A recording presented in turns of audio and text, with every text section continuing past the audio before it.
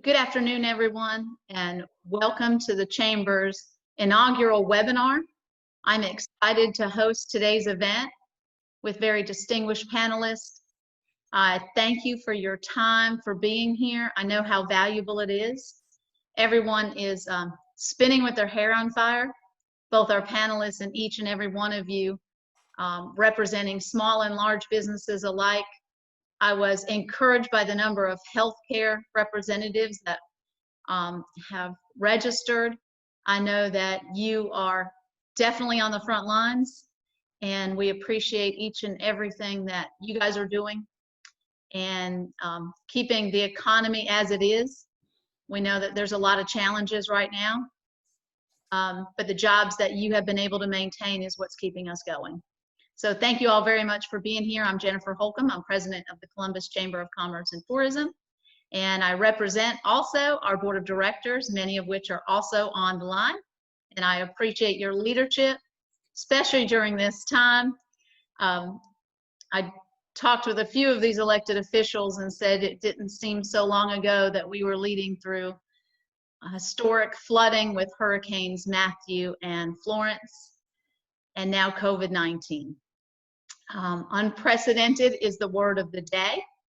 I don't know if I could say that any more mild or any stronger. It is new territory for all of us, for our elected officials, for organizational leaders like myself, and for all of the business leaders online.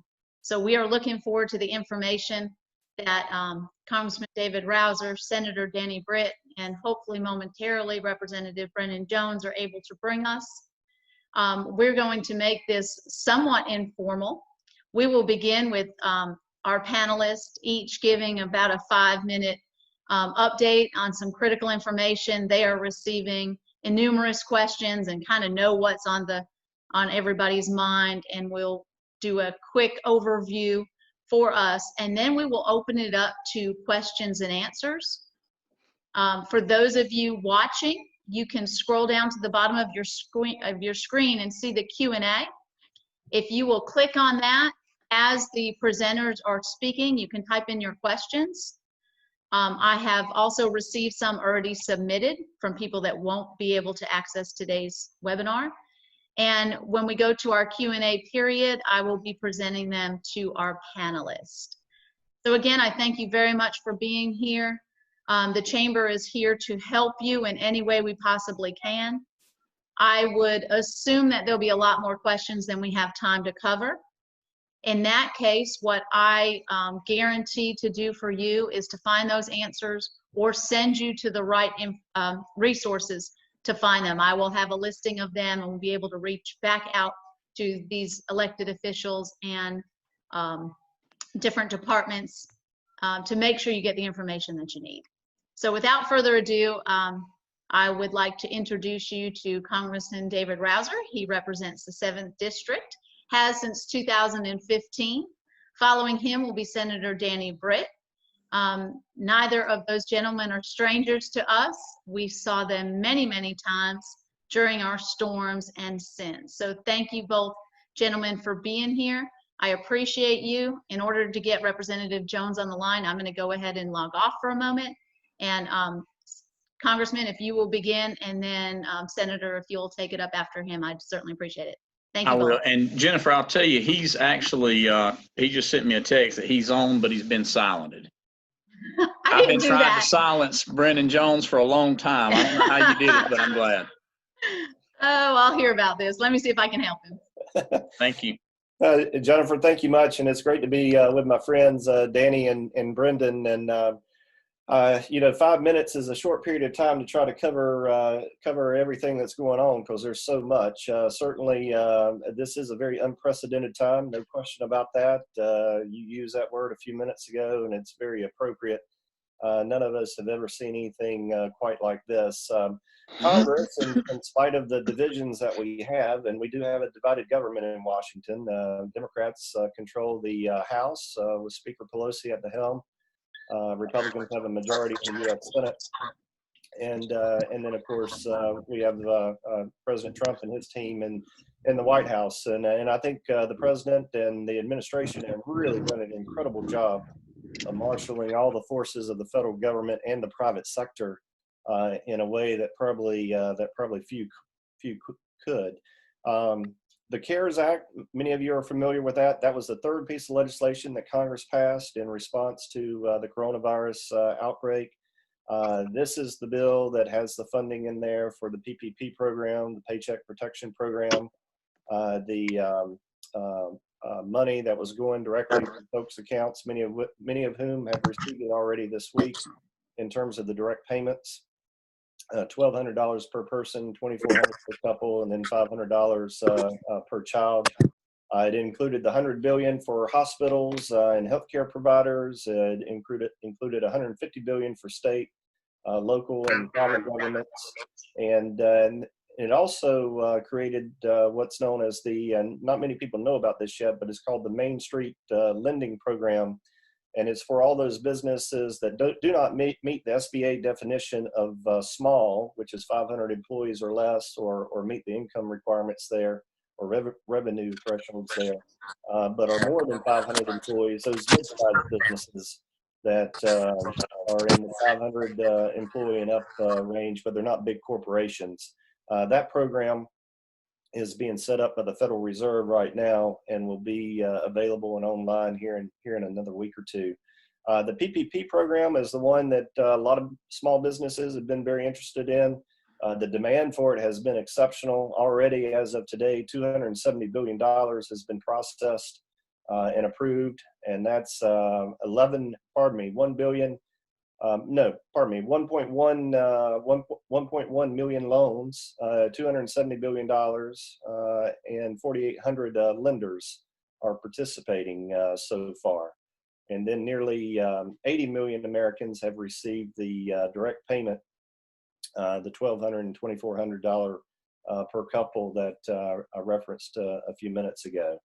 The PPP is one that we really have put a lot of focus on, because the idea is to help small businesses retain their employees, because we understand that once things do turn around, and they will eventually, if you don't have employees, nothing much else matters. You got to have liquidity, and you got to have employees. And this was the whole purpose of this program, was to provide employees a safe harbor, so to speak, so that they would not be in the unemployment lines. And speaking of which, this program has saved 17 million Americans so far from going to the unemployment line. And you got about another 17 million, I think, total that have filed for unemployment here lately. If you didn't have the PPP program in place, it's very reasonable to assume that there would be 34 million in the unemployment lines. And you talk about something that have busted the state's budget. 17 million is busting it already, but you double that, it really busted. So anyhow, that's the main purpose of the Paycheck Protection Program. Keep those employees on payroll. It doesn't mean that they have to come back to work. In fact, a lot of obviously restaurants and others are closed down, so there's nothing for them to do. The idea was just to keep them on the payroll, so that when that time comes, when they can open up, they have a ready workforce available and in place. And meanwhile, the employee has been able to pay the rent and everything else. So that was the whole idea behind that. I want to highlight that a great resource you can go to for any question that you have related to the CARES Act, but specifically related to the Paycheck Protection Program and the other SBA programs out there. You can go to treasury.gov, and there's a little red bar right across that main landing page there towards the top that has all the Corona, COVID, frequently asked questions, etc. And you can click on that, and it has the guidance for borrowers, has the guidance for lenders, has the frequently asked questions, which are very, very good, and they are updating them daily because this is an evolving effort. There are new issues that come up every day that are brought to the Treasury's attention by members of Congress, by businesses, by the lenders, and as they go to sort through all those questions, they're making policy decisions on a concurrent basis. So all that is reflected in the frequently asked questions, and I encourage you to utilize that resource. And then one last thing, I know a lot of you receive my newsletter, but those of you who do not and would like to, You can go to rouser.house.gov and put in your email address, and we send out a updated newsletter just about every day, except for probably Sunday. Thank you, Jennifer. Thank you very much, sir. And Senator Britt, before we get to you, I want to welcome on Representative Jones. I apologize for the IT concerns there. Thank you very much for being with us. We are going to ask the senator to give us an update, speak for a couple minutes, and then we will follow with you, Representative, and then we will go to a question and answer period. So thank you very much for being here. Thank you. Well, I'm going to keep it kind of brief. A lot of the programs that we're talking about and that we've been asked about are the same things that Congressman Rouser highlighted earlier. A lot of the issues that Representative Jones' office, as well as my office, has been assisting people through are many of the programs that are being implemented through the CARES Act. I will say that one of the biggest concerns, and one of the things that I'm hoping that Representative Rouser is going to go back and work on, and I know that they're looking at, is adding money to the Paycheck Protection Program.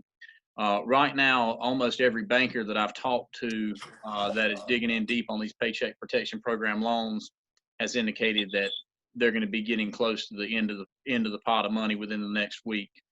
So my understanding is the federal government does have a plan. They are looking at adding money to that program. I think the number of people that are applying for it is far greater than what they thought were going to apply to it. So, Representative Rouser said that is keeping a lot of people off of unemployment, a lot of people that would otherwise file for unemployment. There are a lot of good resources if you go to the SBA website, some other SBA loans that are available as well. Some of the other issues right now that we're dealing with and we're trying to help people work through are self-employed 1099 earners that are filing for unemployment. The implementation of the CARES Act and the time that it's taking for the implementation piece is longer than what was initially believed to be.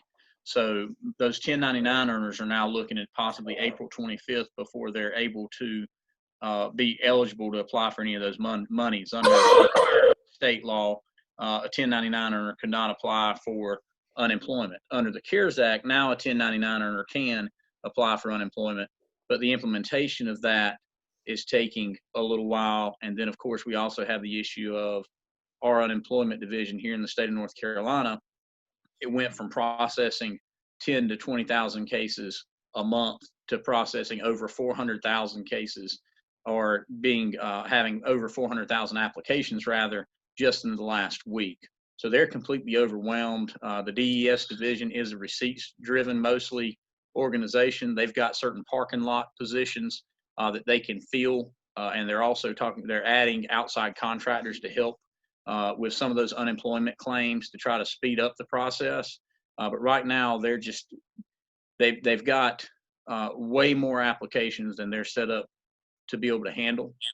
And you also have a division that was already behind other states that sought no help from the General Assembly prior to this legislative session. DES for funding actually falls under the Department of Natural Resources. And under that budget request, there were no budget requests whatsoever for additional people at DES to try to deal with what was already a lag system. And now we had this happen, and that really highlighted the additional issues at DES that we're trying to deal with. We understand that these stay-at-home orders the governor has in place has put a lot of strain on businesses, a lot of business strain on employers and employees. Representative Jones and myself know that we've got to get back to business as a state. We got to get open back up. We've got to do it in a measured way. We hope that we can start aiming towards that measured opening back up of the state.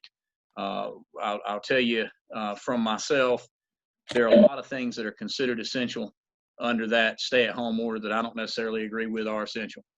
The way the stay-at-home orders are written, almost everybody's essential except for those people that are mandated to be closed. And there are several folks that are mandated to be closed or are restricted so severely that it basically shuts down the business, like a restaurant or a barbershop or a hairstylist, that I think could absolutely operate or should be able to operate just like the other businesses that exercise social distancing. So, though we don't agree with the stay-at-home order as it is, we're still urging folks to follow that, but do want people to know that we're looking at the fact that we need to reopen North Carolina and get back on track, get people back to work. We do not need the cure to be worse than the disease. So again, I'm available. My email is danny.britt@ncleg.net. We're having folks send us any issues they're having with unemployment and any of the Paycheck Protection Program loans as well, and we're helping track them through SBA and through DES. We've got over 400 people who have contacted us about unemployment issues so far. Again, we do understand the strains, and we're trying to do what we can to help you work through it. Thank you very much, Senator. And if I can remind the attendees to go to the Q&A at the bottom of your screen and type in any questions that you may have. We will be looking at those momentarily. Representative Jones, thank you very much for being here. How would you like to proceed, and what do you have to say to the attendees on the line? Well, thanks for having me. As you see, I've pulled over. I'm having to do this by way of a Ford truck today. I actually have been out interviewing another staffer to join my office because of the overwhelming amount of questions and help folks are needing. The nice thing about going last is pretty much everything that needed to be said was said by the congressman and the senator. The only thing I will add to that is on the House side, I sit on the economic task force for COVID-19. And what we're doing, we're going a step further. The Senate will be brought to them in a little bit. A bill that I have written along with Representative Ross from Alamance, and a bipartisan bill, we're including Representative Ray. We're going to be doing a bridge loan program that I came up with through the House side to help fill in the gaps on this federal money where when it's running out, that we will be utilizing Golding Leaf to implement these monies. So that is a bill that will be coming up in short session that we hope will be able to help folks that are going through a trying time. As a multiple small business owner, I feel the effect, and the senator's right. We've got to get North Carolina back in business as soon as possible, but we must be very careful with how we do this. So again, I agree with him that we may not see eye to eye with the governor on the route, but we must get the state back working as soon as possible.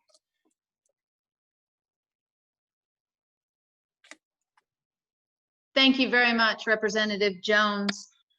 If I can pose the first question to Congressman Rouser, it was alluded to by the senator, and that is the concern that the PPP, the Paycheck Protection Program, will be running out of funds. We've heard as early as this week.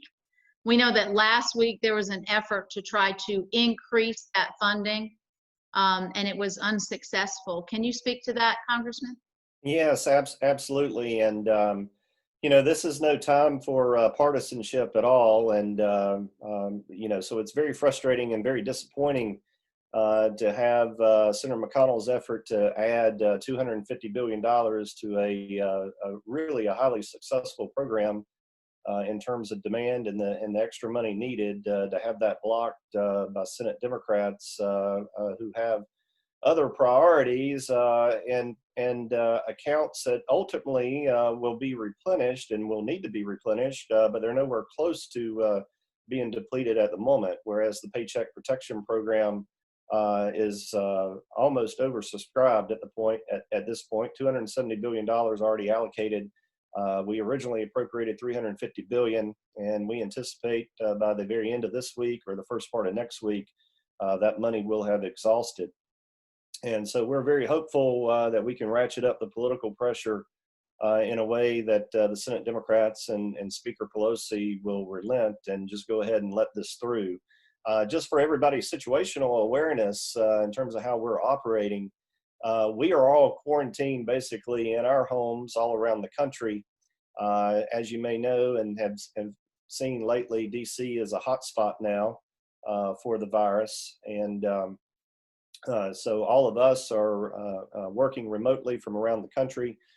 We are on conference calls daily with Secretary Mnuchin and Vice President Pence and other members of the President's Task Force on the phone, really every second of the day with every affected industry and trying to funnel all the appropriate and relevant information and all the tweaks and changes that need to be made as we move forward for these programs, as we identify new additional needs and identify areas where there may be a glitch or an unintended consequence.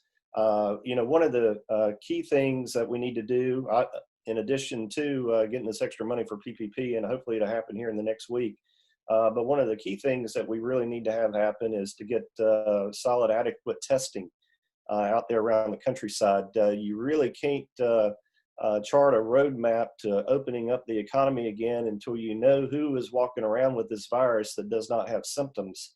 As I think most people know, we have learned that up to 50% of those who are infected have no idea that they are infected with COVID. And this is a very, very, very contagious, highly transmittable virus. And some folks, it doesn't affect at all. Others, it just is very, very detrimental and in some cases impossible to overcome.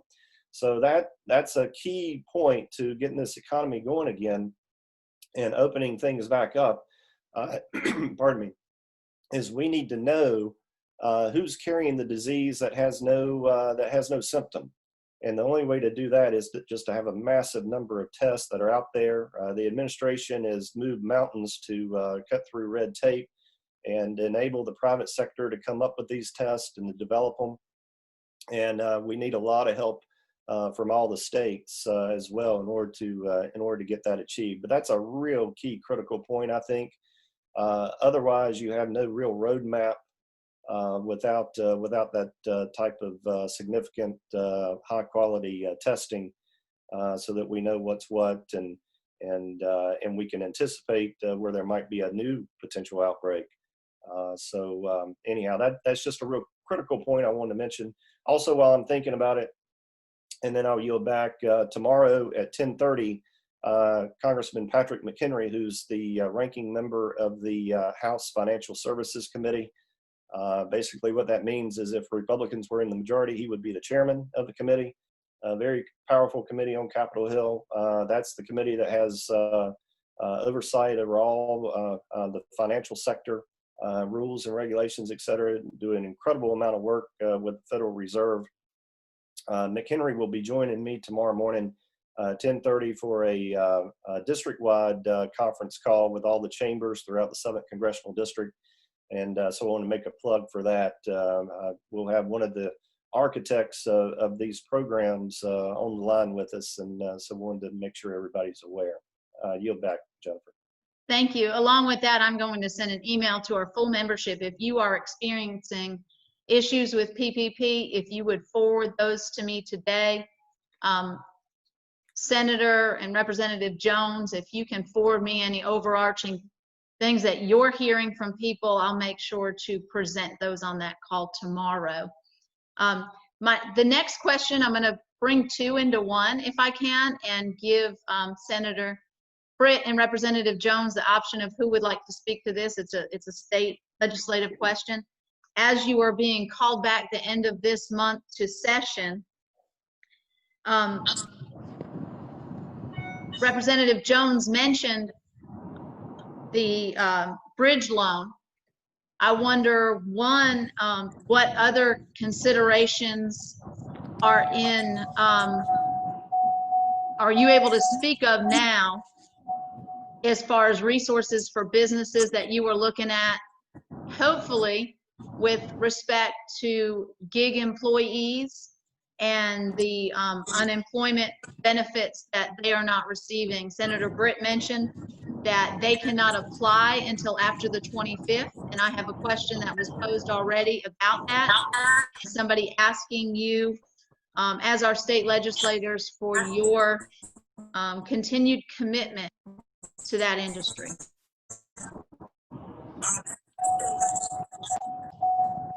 Okay, so Mayor Danny, I'm sorry.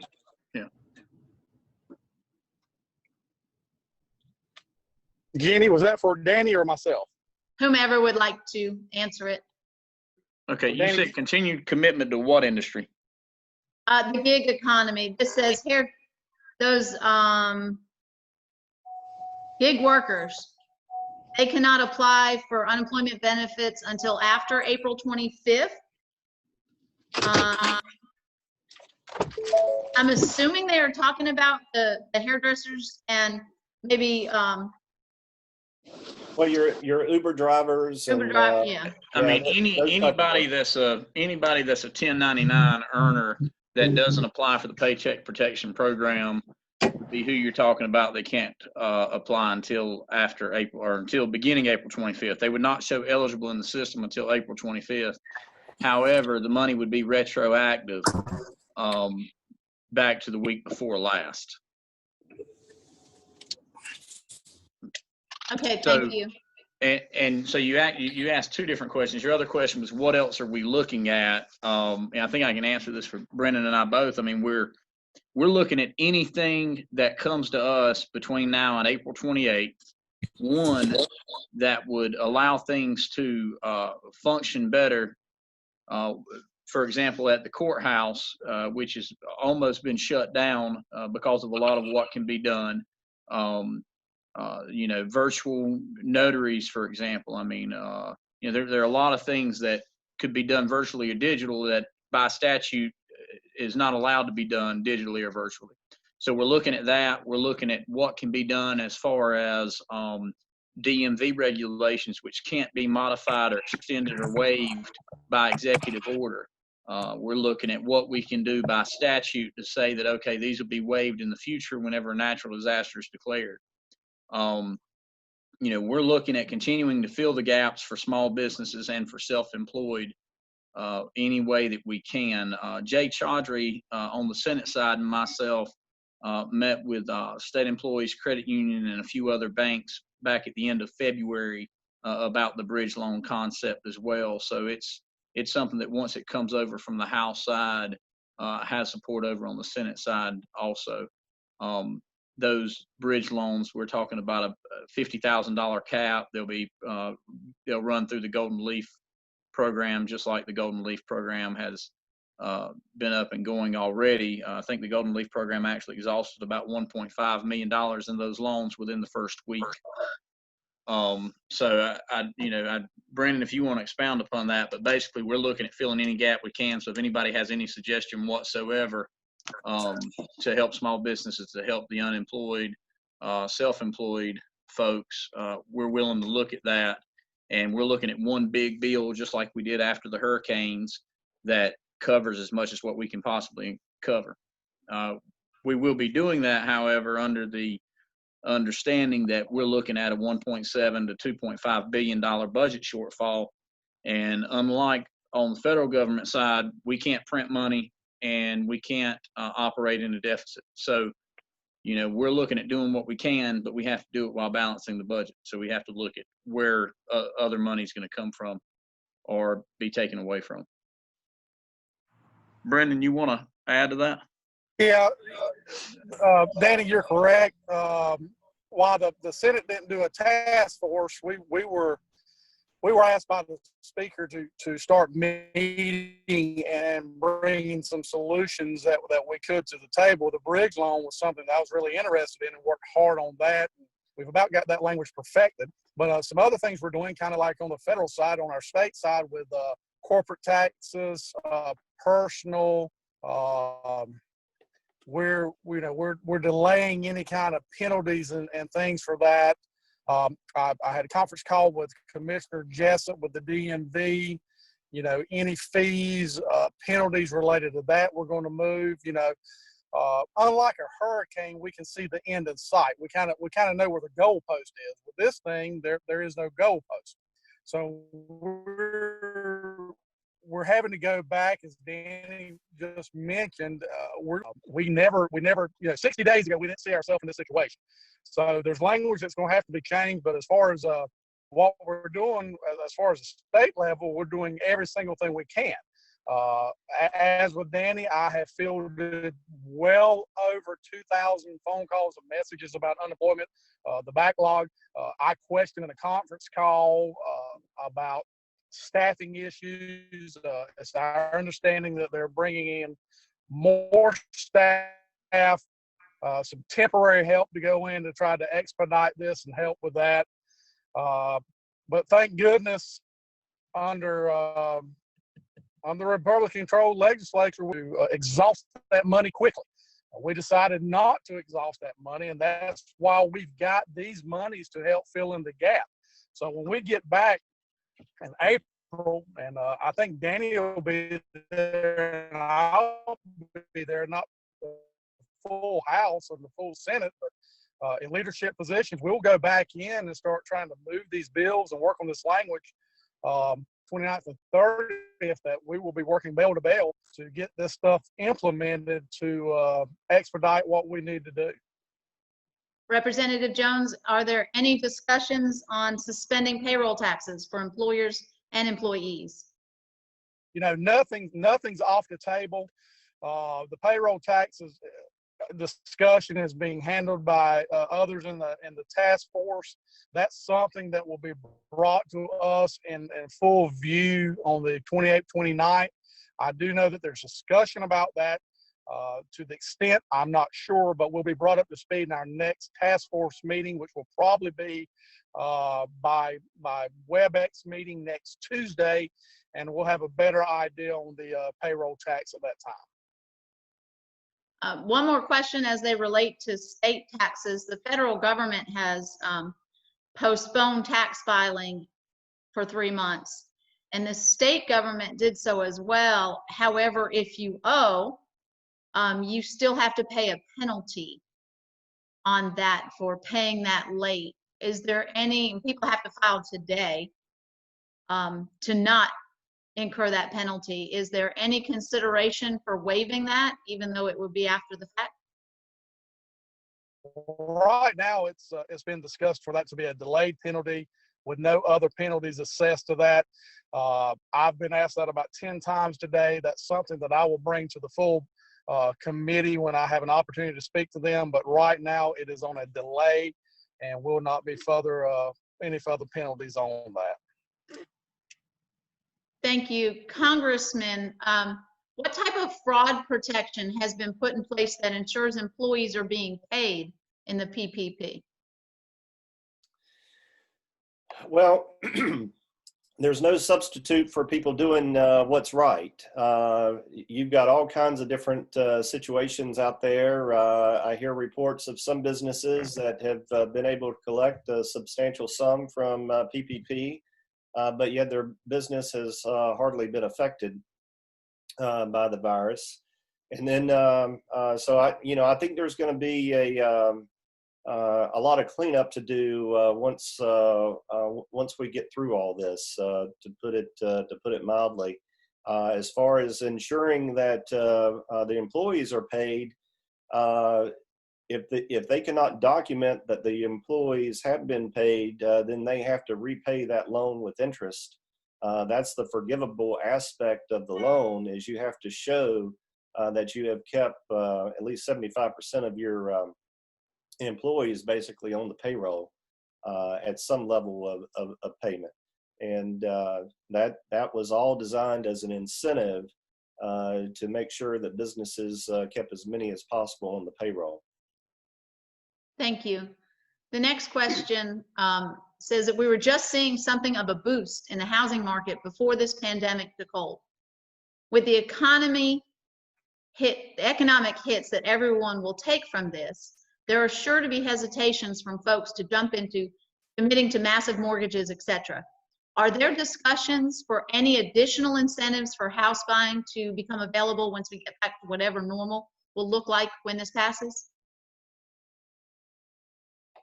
I'm not aware of specific discussions in terms of incentives for people to purchase homes. I will say this: I think the recovery is going to be a lot slower than what we probably want to admit. You have a lot of supply lines, supply chains that are being broken. in every industry at the moment. This is a $22 trillion economy that was going so strong. It's like a Mack truck, 18-wheeler flying down the interstate, and then all of a sudden in 10 feet, it has to stop. And as a result, it's basically jackknifed and over in the ditch. And, these are measures that are put in place to try to build a bridge until we can get it back on the road and running again.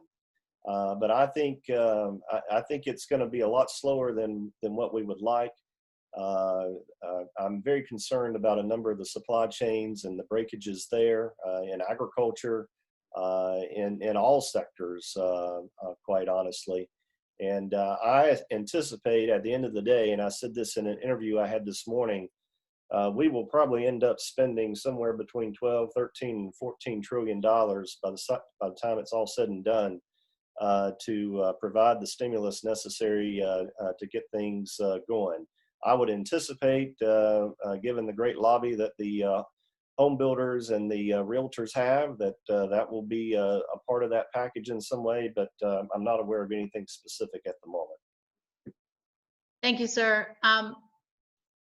I think Senator Britt is logging back on. He must have gotten kicked off. Representative Jones, this question is for you. It says, regarding the question about self-employed workers, is asking DES to develop a template to collect the data, upload on the NC Commerce website, Senator Britt or Representative Jones feel comfortable asking? Then once the actual online process is available on 425, their staffers could key on behalf of employees. Well, we don't mind asking anything, but that is a question for the administration. That is a department that they head up, they control.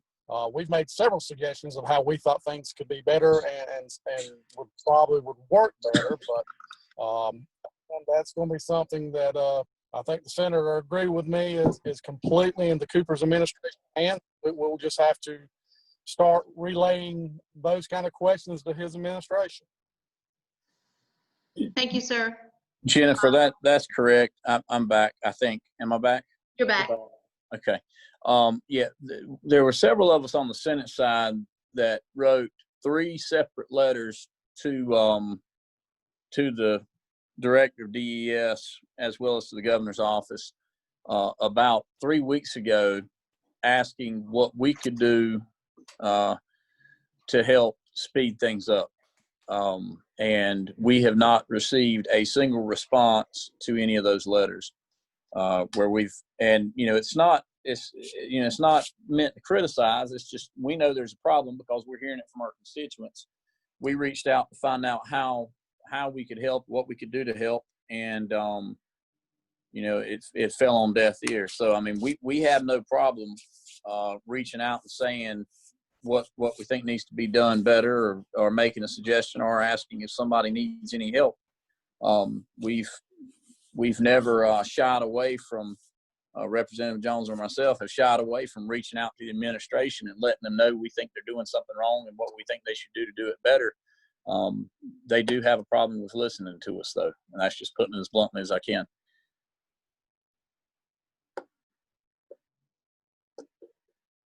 Thank you, sir. I have this question is for Congressman Rouser. This person thanks you for serving on the Congressional Agritourism Caucus. As an agritourism farmer that has experienced loss of income through the occurrence of hurricanes and now the COVID-19 pandemic, my question concerns relief for businesses such as my own. I've been told that the SBA is not for farmers, and there's no way to claim a loss of income through the FSA for agritourism. Will there be allocations for farms in the funds that are being sent down? Exactly what help is there available for agritourism destinations? Yeah, thank you for the question, Jennifer. I'm actually one of the founders of the Agritourism Caucus, and we just launched it a few months ago, in fact. Really excited about what we can do to bring attention and extra economic activity in that realm. we are currently talking with the SBA now about making some modifications to their guidelines and rules as it relates to enabling agriculture farmers to have access to some of those products. Agriculture is eligible for the PPP. Farmers, in fact, a number of farmers have already filed application for the PPP. One issue there is H-2A workers, even though they are legal, because their primary residence is not in the United States, you are unable currently to utilize those numbers, the number of H-2A employees you have, to aggregate and count towards your overall forgivable loan. That's another issue that we are working on at the moment with Treasury and with SBA, and that one may end up requiring a statute change in our next vehicle in the CARES 4 package, you might say. As I mentioned at the outset, we have passed 3 packages so far. We'll have a 4th one when we go back in May, and that will be used to address a lot of these issues. So the Secretary of Agriculture, I might add, as a result of the legislation in the CARES Act specific to agriculture, it had added an additional $9 billion, which they're trying to figure out how to parcel. You had huge losses in the livestock arena, hogs, turkeys, chickens, and cattle as well. It's really a catastrophe across the board. And of course, as many people probably know, we've had some plants around the country that have had to be shut because of the outbreak of COVID in those plants. There's another $16 billion that was allocated to the Commodity Credit Corporation. So the Secretary currently is using that $9 billion and the extra $16 billion for CCC to put together a disaster package that will be forthcoming, if not the end of this week, the first part of next week. And they have gotten so many requests, there's no way to fund it all. I doubt in this initial tranche that agritourism would be a part of it when they're trying to deal with dairy, beef cattle, hogs, all the row crops. Everything is just getting clobbered. So, but anyhow, it's a work in progress, and stay in touch with my office. Jason Cook in my DC office is my legislative director and handles agriculture, and is also one of the key staffers for the agritourism caucus. Touch base with him, and we will continue to work on this. Help is on the way. It's just not readily available at the moment, except for the PPP program. So if you haven't applied for that, I'd go ahead and do that. Thank you very much. I thought we would conclude. We are running short on time. I do appreciate all of the time that you've given to us. I know how valuable it is and how short it is. Senator Britt, if we could start with you. Any thoughts on reopening the economy and how you will lead us when you get up to Raleigh to ensure that happens in a safe and expeditious manner? Well, one of the things that the General Assembly's done, our Senate leader, Phil Berger, has been asking for random sampling to be done by DHHS for some time now, and has not really been getting any kind of response. So what the House and Senate did together was they sought funds through the General Assembly outside of budget funds, through operating funds, through Paul Coble, who's basically runs the General Assembly building, for $100,000 for Wake Forest Medical to conduct random sampling of folks across the state. What that random sampling will tell us is, one, how widespread the coronavirus is, how many people have had it, have the antibodies that aren't showing any symptoms, or are we really affecting the curve on the disease or on the virus or not, so that we can make a calculated decision of whether or not it's safe to open up the state. So that's one thing the General Assembly has done, both the House and the Senate has funded in order to make sure that we're, based on science, looking at rather than not, we're doing the right thing. That study is going to be done relatively soon. The testing mechanism that they have for that is going to be taking place within the next week or two. Our goal, like I said, is to have a measured reopening. We understand you can't open everything up all at once, but to have a gradually opening back up of the economy. I would like to personally see things open back up by the 1st to the middle of May at the latest.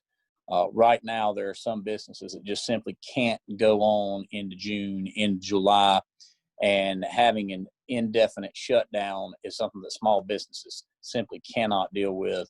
And like Representative Jones said earlier, had the Republican-controlled General Assembly not managed funds as we have for the last 10 years, even before myself or Representative Jones got there, we would never have the money in our budget available to help small businesses like we're going to be. That over $2 billion in that rainy day fund, even after we spent over $970 million following Hurricane Florence, is solely because of us being good stewards of money and nothing else. The complete expansion of Medicaid and some of these other things that folks have pushed for, if that were to have happened, none of this money would be there. We would not be able to help the small businesses, the working people, like what we want to do whenever we go back to Raleigh. And that's what myself and Representative Jones will work for whenever we get back. And Representative Jones, would you like to elaborate on that? The senator's exactly right. If we would have fell to the crutch of full Medicaid expansion, we would be bankrupt right now. We've seen what that did to Ohio before the COVID-19 outbreak. So it would have been so detrimental to this state. And as Danny said, being good stewards, not only did we put $2.5 billion in the bank, we did it while lowering taxes. So being very mindful going back up, we're trying to be sure that we stay good stewards, that we're not raising taxes, and we figure the smart way to get back. I'm with the senator. We need like a soft opening. It's time to put people back to work.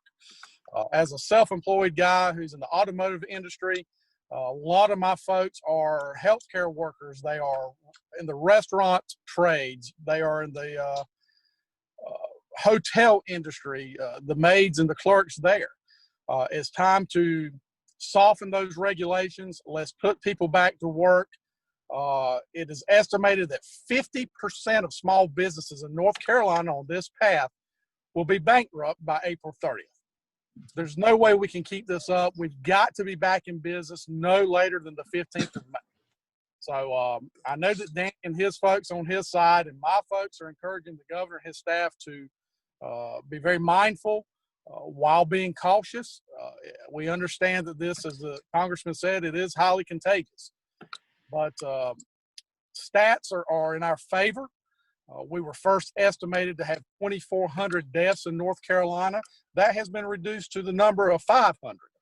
While we don't want to lose anyone, it is understandable that we will. But just by what we've done is proven to work. So it's time that we put some measures in place to put our folks back to work. I don't want to see it to be a long drawn out. I think people are still eager and excited about where the economy was at. And I feel like if we get our people back to work, they will absolutely get back to some normalcy in their life. So please let everyone know out here. I want to let everyone know that your General Assembly is hard at work. Since this started, we have been using Zoom meetings. We have been using WebEx. Your legislature is hard at work every day. There's not a day that goes by that the senator and I aren't talking 5, 6, 8, 10 times a day at 5 in the morning and 12 at night. So leave you with my address. That's Brendan, BRENDEN.Jones@ncleg.net. That is the best way for my staff to help you. Those federal stuff, we forward right on to our good congressman, who is a great person to work with, a wealth of knowledge, and I thank him for what he's done. And again, reach out to us for any of your needs. Thank you, Representative Jones and Congressman Rouser. I will turn it over to you with thoughts on opening the economy back up. Well, thank you, Jennifer. Appreciate the opportunity to be with your participants and your listeners. And it's always great to be with the senator and the representative. They do a great job representing their portion of the 7th Congressional District. And I think they merge over into some of my colleagues' districts as well. And really appreciate that state-federal working relationship that we have. I want to really commend the state legislature for stepping forward and funding in the funding for the random testing. That is just really so critically important in order to get a good handle on what you're dealing with, and really enables you to chart a good aggressive roadmap to reopening the economy. Quite honestly, as I was saying before, you really can't do it without that. You've got to have that data. Especially when you're dealing with a disease where up to 50% of those who are infected have no symptom whatsoever, but yet can transmit it to another person exceptionally easy. And so that I think is just a really a great move by the legislature, and I applaud them for it. And I think that's going to help this state get up and running quicker than perhaps some other states will be able to do. At the federal level, we're going to continue to push for this extra $250 billion for PPP. We're going to continue to push hard for it. I have no doubt that the extra money will get approved. What I can't say for certain is exactly when that will be, but hopefully it won't drag out much longer than a week if it does that. And we're just going to have to work through it with Speaker Pelosi and Chuck Schumer on the Senate side to get to an agreement to where we can fund it. And what we're going to have to give up in exchange, hopefully nothing. We can build a tremendous amount of public support for this so that they cave and do the right thing. But in the end, if they don't, we may have to give up a few things in order to get it, just like we had to in the CARES package, the most recent CARES package that included the original funding for the PPP. So anybody that has any questions or needs any help, feel free to reach out to my office, and you can reach us any number of ways. Probably the easiest way is just go to the website, browser.house.gov. If you're not getting the newsletters, sign up for those. Even those who have never voted for me in their life and proclaim that they never ever will because I'm a supporter of Donald Trump, tell me that they love my newsletters. And so we tried to include a lot of really good information in a simple, easy, concise way so that folks can get the information they need. Again, I want to highlight treasury.gov.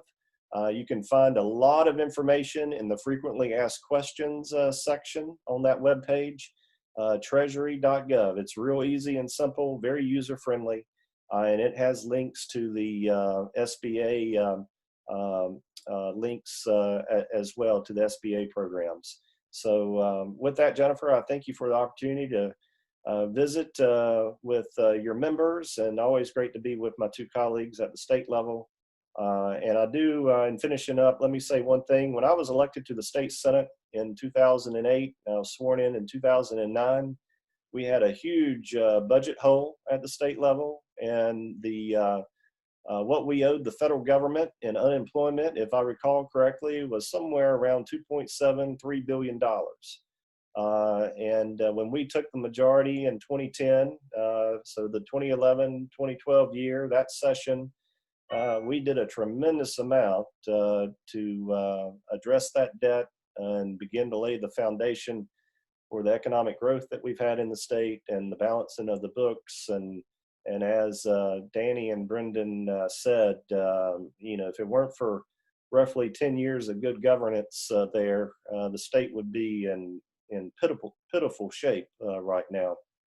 So anyhow, I just wanted to share that aspect too, because I was there at the beginning when it was a deep, dark hole, and we were right in the middle of the downturn, of the financial collapse. And this is far more reaching than that even, but we have the advantage of having had a great, strong economy. And with the right policies in place and the right leadership in place, we're going to get through this just fine. But it's going to require some patience, and we're all going to have to work together and do the very best that we can. And I know that we will. Thank you, Jennifer. Thank you very much. And I want to thank Senator Danny Britt and Representative Brendan Jones, along with you, Congressman Rouser, for being very generous with your time. I appreciate your leadership. I do not envy any of the decisions that you are having to make. And for those of you that are attending and our members and our business representatives out there, I thank you most of all. You are the reason that we are all here. You are the reason that we all have decisions to make with money, and you are the backbone of our economy. So thank you for doing what you do. And as your chamber president, we will continue to advocate on your behalf. Thank you all very much. I wish you safety and good health and a quick resolution to this pandemic. So thank you all very much, and please stay in touch.